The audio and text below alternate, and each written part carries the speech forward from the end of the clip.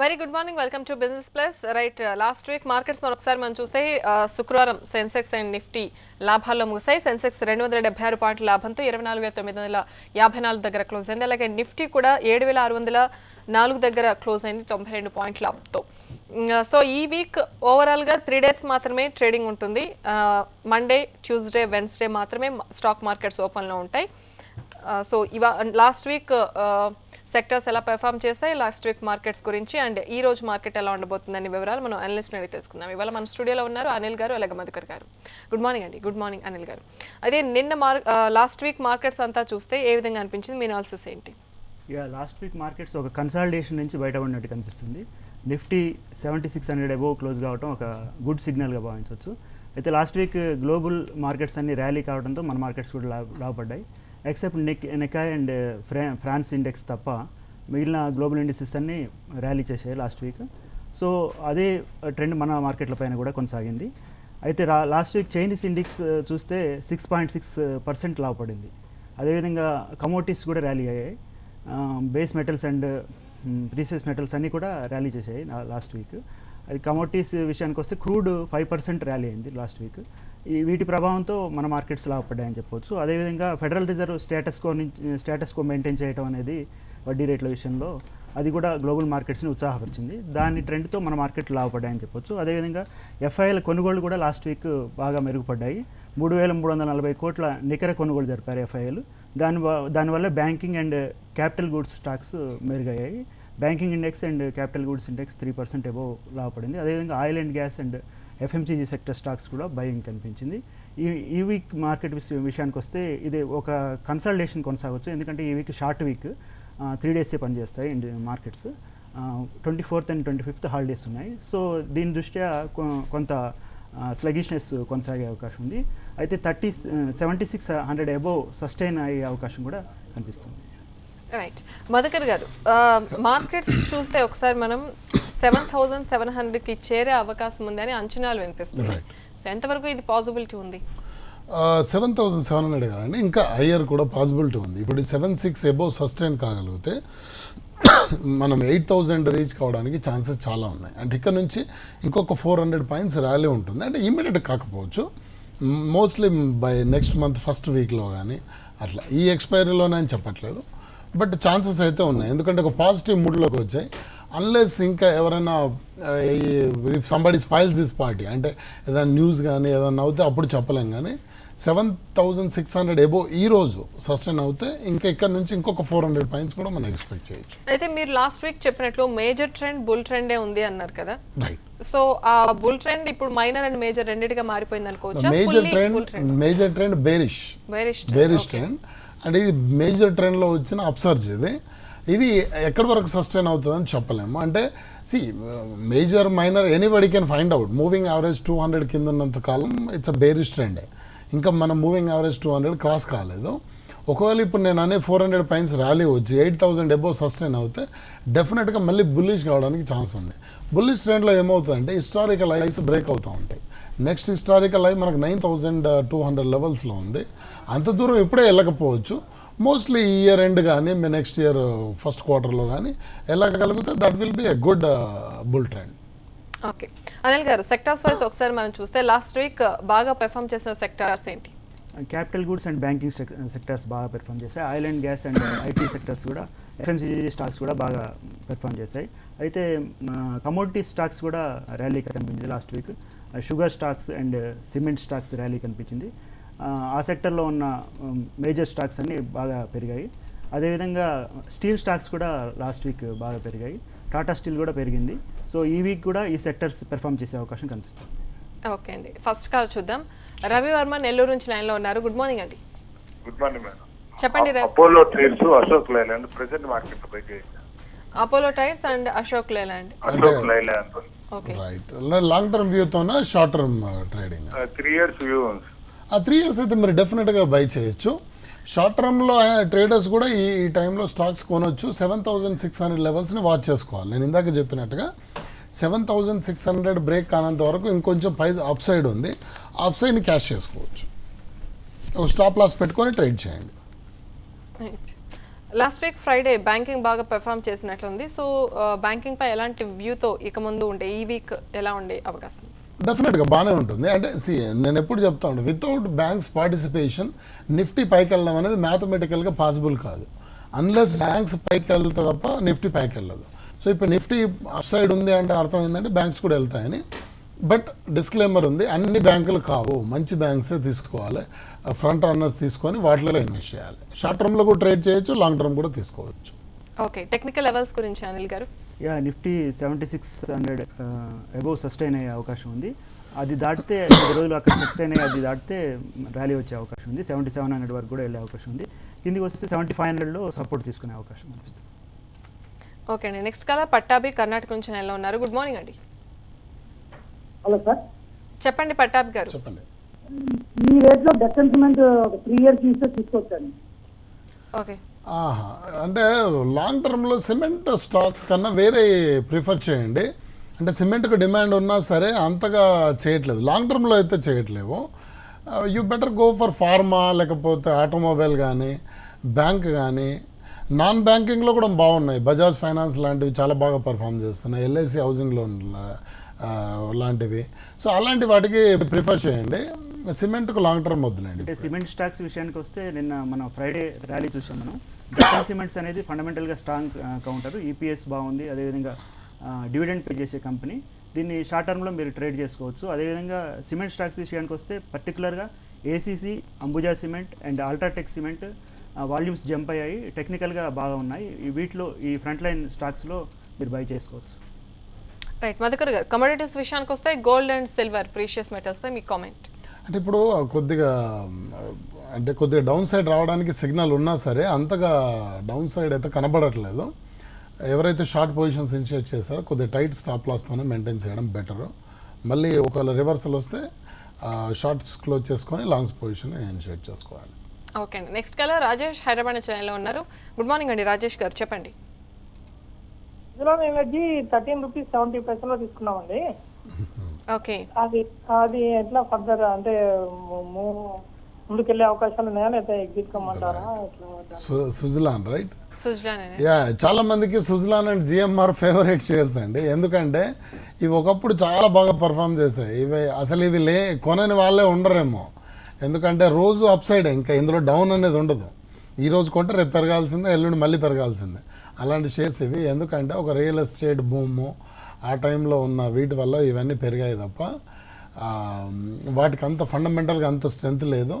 ఈ షేర్స్ కొనకూడదండి, ఎవరు కూడా వీటిలో కొత్తగా ఇన్వెస్ట్ చేయడం అవసరం లేదు. మీరు పాతయే వదిలించుకోవడానికి ట్రై చేయండి. కంపెనీ డెట్లో ఉంది, అది సుజలాన్ డెట్ బర్డెన్ కంపెనీ అండి. అయితే సన్ఫార్మా ఇన్వెస్టర్ దిలీప్ సంఘవి దాంట్లో ఇన్వెస్ట్ చేయడంతో దానికి చామ్ వచ్చింది. ఆయన 20 లెవెల్స్ అబోవ్ ఆయన ఇన్వెస్ట్ చేశారు. తర్వాత అక్కడి నుంచి మార్కెట్స్తో పాటు అది ఫాలో అయింది. సో మళ్ళీ మీరు అది బై చేయాలంటే మీరు 2-3 క్వార్టర్స్ రిజల్ట్స్ పెర్ఫార్మెన్స్ చూసి అప్పుడు బై చేయడం బెటర్, ఇప్పటికైతే అవాయిడ్ చేయడం బెటర్. రైట్, అలాగే బేస్ మెటల్స్ పై మీ కామెంట్ మధుకర్ గారు. ఓవరాల్గా అంటే ఇండివిజువల్గా తీసుకోవాలి వాటిని, బట్ ఓవరాల్గా తీసుకుంటే ఒక వీక్నెస్ ఉంది, మధ్యలో వచ్చి అబ్సర్వ్ చేస్తూ నేను ఎప్పుడు చెప్పినట్టుగా టెక్నికల్గా ఎవరైతే వాటి అంచనా వేయగలుగుతారో మధ్యలో వచ్చే అబ్సర్వ్స్లో లాంగ్ పొజిషన్ తీసుకోవచ్చు. అది ఎండ్ కాగానే ఇమీడియట్గా మళ్ళీ షార్ట్ పొజిషన్కి వెళ్ళిపోవచ్చు. ఓకే, క్రూడ్ గురించి ఎస్పెషల్లీ. క్రూడ్ అంటే right now chart is not available with me, but ఓవరాల్గా క్రూడ్ కూడా సేమ్. అంటే ఇప్పుడు కమోడిటీస్కి నేను ఇచ్చే సలహా ఏంటంటే టెక్నికల్ చార్ట్ అనేది డైలీలో చూడాలి, ఇంట్రాడేలో చూడకూడదు. ఇంట్రాడేలో ఏ రకమైన ట్రెండ్ చూపించవు అవి, due to long trading hours. Daily time ఫ్రేమ్లో చూసుకొని ట్రేడ్ చేయాలి. కొద్దిగా అప్సర్జ్ వచ్చినా సరే క్రూడ్ సస్టైన్ అవుతుందన్న గ్యారంటీ లేదు, ఇక్కడ నుంచి ఫర్దర్గా మళ్ళీ పడడానికే ఛాన్స్ ఉంది. ఓకే అండి, అండ్ ఒక న్యూస్ ఏంటంటే స్మాల్ సేవింగ్స్ పై ఇంట్రెస్ట్ రేట్స్ తగ్గించారు. సో జనరల్గా మధ్యతరగతి ప్రజలందరూ కూడా వీటి మీదే డిపెండ్ అవుతూ ఉంటారు. బట్ ఈ తగ్గించడం అనేది మార్కెట్స్కి ఎలా బెనిఫిట్ అవుతుంది, ఎలా నెగిటివ్? మార్కెట్ వైజ్గా అంటే ప్యూర్ బిజినెస్ సెన్స్లో ఆలోచిస్తే it is good decision actually. Banks will benefit it. ఎందుకంటే బ్యాంకులకు అవి ఎంతైతే ఇంట్రెస్ట్ రేట్ జనరేట్ చేస్తున్నాయో అంతకన్నా ఎక్కువ ఇవ్వమని అడగడం ఇప్పుడు మోస్ట్లీ ఫిక్స్డ్ డిపాజిట్లో కానీ మిగతా మంత్లీ సేవింగ్ స్కీమ్స్ పథకాల్లో ఇవన్నిట్లో పెట్టేటి అన్నీ కూడా గవర్నమెంట్ బాండ్స్లో ఇన్వెస్ట్ చేస్తారు. వాళ్ళు షేర్ మార్కెట్లో ఇన్వెస్ట్ చేయరు. They hardly generate 7 to 8% per annum. అంతకన్నా ఎక్కువ వాళ్ళు కూడా జనరేట్ చేయలేరు. సో వాళ్ళు జనరేట్ చేసిన దానికన్నా ఎక్కువ ఇవ్వడం అనేది బ్యాంక్స్ మీద బర్డెన్ వేయడం లాంటిది. బ్యాంక్స్ అనేది ప్యూర్ బిజినెస్ సెన్స్తో రన్ చేయాలి. ఇంకా మామూలు మనిషిగా ఆలోచిస్తే మేబీ సీనియర్ సిటిజన్స్ కొద్దిగా తగ్గించుకుంటే బాగుండేదేమో అని నా feeling, personal feeling. But in business point of వ్యూలో ఇంత హై ఇంట్రెస్ట్ రేట్లు మంచివి కావు. ఇంట్రెస్ట్ రేట్లు తగ్గాల్సిన అవసరం ఉంది. లోన్స్ మీద తగ్గాలి, సేవింగ్స్ మీద తగ్గాలి, అన్నిటి మీద తగ్గాలి. ఇంత హై ఇంట్రెస్ట్ రేట్లతో కంట్రీ ముందుకు వెళ్ళడం అనేది పాసిబుల్ కాదు. ఓకే, నెక్స్ట్ కాల్ చూద్దాం. అజయ్ కుమార్ టెక్నికల్ నుంచి లైన్లో ఉన్నారు. నమస్తే అండి. Good morning sir. Good morning అండి. సార్ ఆంధ్ర బ్యాంక్ 50లో బై చేశాను సార్, 5000 షేర్స్ హోల్డ్ చేయొచ్చండి? నాకు వినపడలేదు. ఆంధ్ర బ్యాంక్ హోల్డ్ చేసా అంటున్నారు. హోల్డ్ చేయొచ్చు అని అడుగుతున్నారు. ఆంధ్ర బ్యాంక్ మీరు ఎగ్జిట్ అయిపోవాలి. ఇప్పుడు కొంచెం అప్ సైడ్ వస్తుంది కాబట్టి మీరు కొద్దిగా టైట్ స్టాప్ లాస్ పెట్టుకోండి. పెరిగితే దాన్ని హోల్డ్ చేయండి. కొద్ది వరకు మాత్రం ఈ ర్యాలీ సస్టైన్ అయ్యేంత వరకు మాత్రమే, తర్వాత ఎగ్జిట్ అయిపోండి. దానికన్నా బెటర్ బ్యాంక్స్ ఉన్నాయి, వాటిలో ఇన్వెస్ట్ చేయండి. రైట్. మామూలుగా ఈ ఫిక్స్డ్ డిపాజిట్స్ కావచ్చు, ఇవన్నీ కావచ్చు, ఒకప్పుడు ఇంట్రెస్ట్ రేట్స్ ఎఫ్డీలో 12% అండ్ అబోవ్ ఇచ్చిన సందర్భాలు కూడా ఉన్నాయి. స్లోగా తగ్గుతూ వస్తున్నాయి. సరే, మనం ఒక ఫైనాన్స్ విషయంగా కంట్రీ పక్కన పెడితే సామాన్య మానవుడి దృష్ట్యా ఒకసారి చూస్తే ద్రవ్యోల్బణాన్ని రీచ్ అయ్యేలా ఇంకా వారికి అదర్ ఆప్షన్ ఏముంది అంటే వీటి మీద ఎక్కువ వారు డిపెండ్ అవుతున్నారు కదా. రైట్. యాక్చువల్గా ఇది ఇలా ఇలా ఇలా అనాలిసిస్ చేయడం వల్ల నేను ఇందాక అన్నాను సీనియర్ సిటిజన్స్కు తగ్గించుకుంటే బాగుండేదని. అంటే ఒక సాఫ్ట్ కార్నర్తో ఆలోచించాం. బిజినెస్ సెన్స్తో ఆలోచిస్తే ఇంత వడ్డీ మంచిది కాదండి. అంటే ఎందుకంటే చెప్తున్నానంటే ఇప్పుడు హై ఇంట్రెస్ట్ రేట్లు ఇచ్చాయంటే ఇప్పుడు ఫిక్స్డ్ డిపాజిట్ తీసుకొని బ్యాంక్ ఎలా జనరేట్ చేస్తుంది? Bank will lend that money to somebody else, వేరే వాళ్ళకి ఇవ్వాలి. అంటే వాళ్ళు కూడా హై ఇంట్రెస్ట్కి ఇవ్వాలి. ఎప్పుడైతే నువ్వు హై ఇంట్రెస్ట్కి ఇచ్చావో ఒక బిజినెస్ మ్యాన్ ఆ మనీ తీసుకొని రిస్క్ చేస్తున్నాడు. బిజినెస్లో రిస్క్ చేసుకొని ఎంప్లాయ్మెంట్ ప్రొవైడ్ చేస్తున్నాడు. ఆయన ఇంట్రెస్ట్ పే చేస్తున్నాడు. ఆ ఇంట్రెస్ట్లో బ్యాంకు కొంత ఉంచుకొని మిగతాది వీళ్ళకి ఇస్తున్నారు. అంటే హై ఇంట్రెస్ట్ తీసుకున్నవాడు కొలాప్స్ అయితే చైన్ మొత్తం కొలాప్స్ కావడానికి ఛాన్స్ ఉంది. సో అందువల్ల ఇది తగ్గించాల్సింది. వాళ్ళకి వేరే విధంగా ఏదైనా బెనిఫిట్స్ ప్రొవైడ్ చేస్తే బాగుంటుంది. Maybe government will come up with that. But ఇది కొద్దిగా అంటే దీని పాలిటిక్స్ అండ్ మామూలు కామన్ మ్యాన్ థింకింగ్ లాగా పక్కన పెట్టి ప్యూర్ ఎకనామిక్ పాయింట్ ఆఫ్ వ్యూలో ఆలోచిస్తే this is good. Actually further ఇంకా కట్స్ కూడా ఉండొచ్చు ఫ్యూచర్లో. ఓకే అండి, నెక్స్ట్ కాల్ చూద్దాం. ఆసిఫ్ మంగళగిరి నుంచి లైన్లో ఉన్నారు. నమస్తే అండి ఆసిఫ్ గారు, చెప్పండి.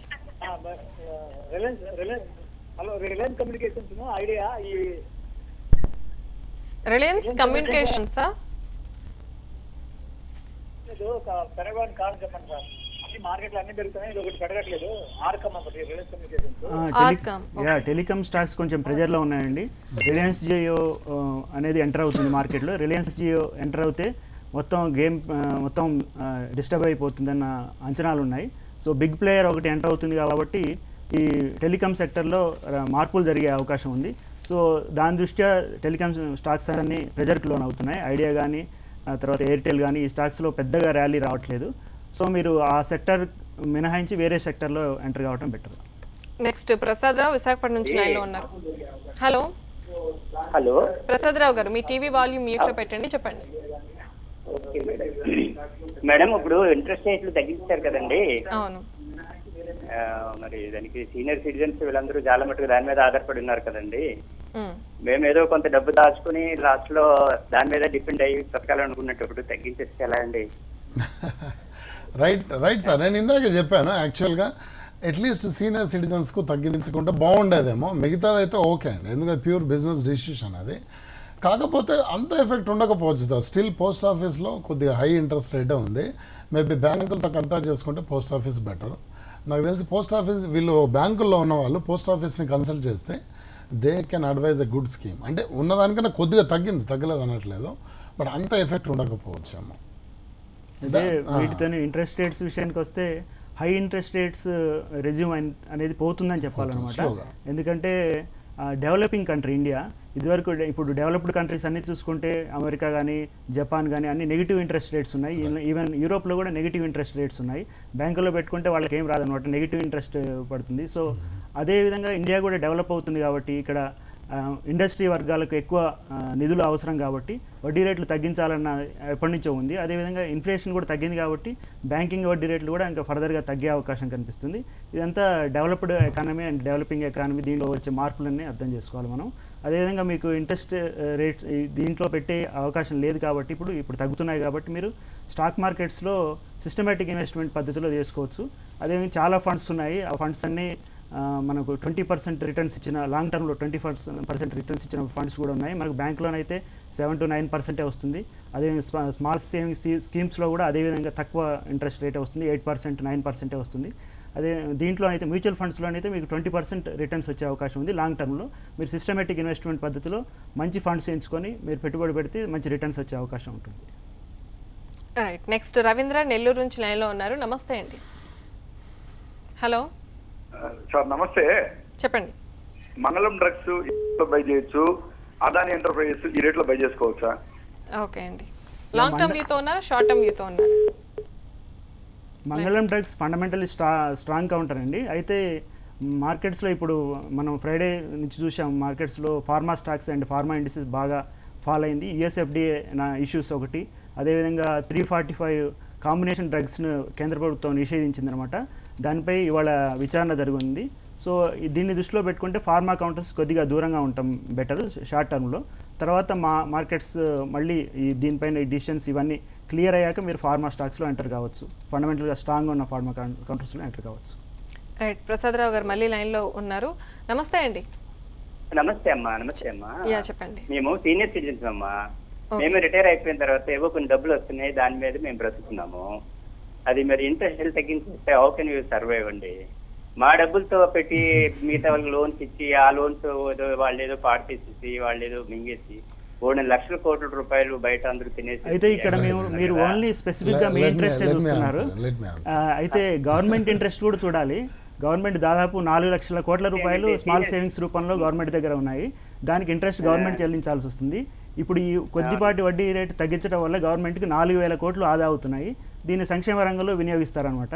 అదేవిధంగా మనం ఓన్లీ స్వలాభం చూసుకోకుండా లార్జర్ ఇంట్రెస్ట్లో ఆలోచించాల్సిన అవసరం ఉంది. దాన్ని దృష్టిలో పెట్టుకుంటే ఇది రైట్ డిసిషన్ అనిపిస్తుంది. అంటే ఒకటండి, జస్ట్ యాడ్ ఇట్ అనిల్ గారు, అంటే ఆయనకు మరీ అంత కఠినంగా నేను అనిల్ గారిలాగా చెప్పలేను, కానీ యాక్చువల్లీ సీనియర్ సిటిజన్స్ కొద్దిగా బాధపడే మాట వాస్తవం, అందులో కాదని లేదు. బట్ కంట్రీ ఆలోచించాలి మనము. ఇప్పుడు విజయ్ మల్లె లాంటి వాళ్ళే ఎందుకు ఫెయిల్ అవుతున్నారు? విజయ్ మల్లె గురించి మనకు తెలిసింది, చాలామంది వ్యాపారం చేస్తే నష్టపోతున్నారు. ఎందుకు? అందులో ఒకటి హై ఇంట్రెస్ట్ ఒకటి. ఇప్పుడు వీళ్ళకి 8%, 9% ఇవ్వాలి అంటే ఆ అప్పు తీసుకున్నవాడు అంతకన్నా ఎక్కువ జనరేట్ చేసి ఇవ్వాలి అంటే ఒక హై రిస్క్ తీసుకుంటున్నాడు. సో ఇప్పుడు ఎవరికి అప్పులు ఇచ్చే మా డబ్బులు పొగొడుతున్నా అని అది కమ్యూనిస్ట్ థింకింగ్. ఆ థింకింగ్ అనేది ఎకానమీకి పనికిరాదు. కొద్దిగా లాజికల్గా ఆలోచిస్తే బ్యాంకులు అప్పులు ఇవ్వకుండా ఆ ఇంట్రెస్ట్ రేట్ని వీళ్ళకి ఇవ్వలేవు.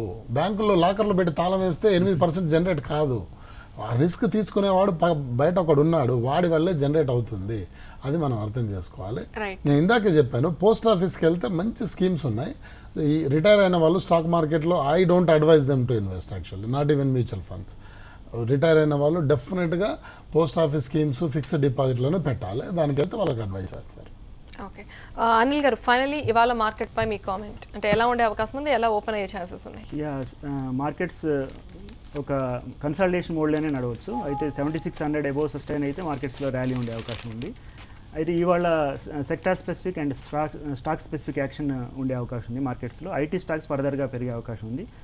స్టాక్స్ విషయానికి వస్తే టీసీఎస్ 2400 and 2550 రేంజ్లో కదలాడే అవకాశం ఉంది. అదేవిధంగా విప్రో కూడా స్ట్రెంత్ చూపించింది ఫ్రైడే, అదే ఈ రోజు కూడా కొనసాగవచ్చు. 550 and 620 రేంజ్లో విప్రో ఉండవచ్చు. అదేవిధంగా హెచ్సిఎల్ టెక్ కూడా 825 and 800 రేంజ్లో కదలాడే అవకాశం ఉంది. అదేవిధంగా బిహెచ్ఈఎల్ అండ్ ఎల్ఎన్టీ కూడా ఫర్దర్గా పెర్ఫామ్ చేసే అవకాశం ఉంది. అదేవిధంగా cement stocks and sugar stocks కూడా ఈరోజు పెర్ఫామ్ చేయడానికి అవకాశం ఉంది. రైట్ అండి, మరి వాళ్ళు జరిగిన డిస్కషన్లో మీ హోల్డింగ్స్ ఏమన్నా Madhukar garu, Anil garu? I don't. Right, thank you so much అండి. Thank you so much.